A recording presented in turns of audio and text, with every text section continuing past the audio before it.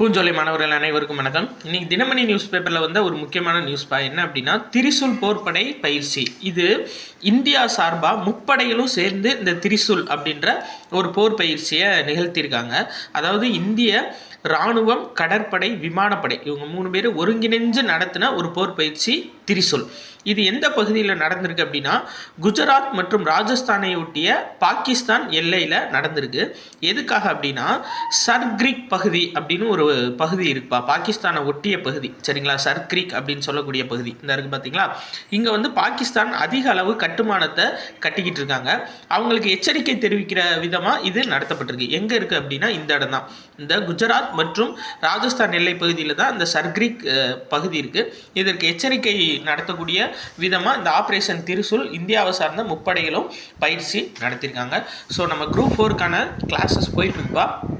அடுத்த மாதம் நவம்பர் 3ஆம் தேதியிலேருந்து இந்த பேட்சுக்கான அட்மிஷன்ஸ் வந்து க்ளோஸ் ஆகுது.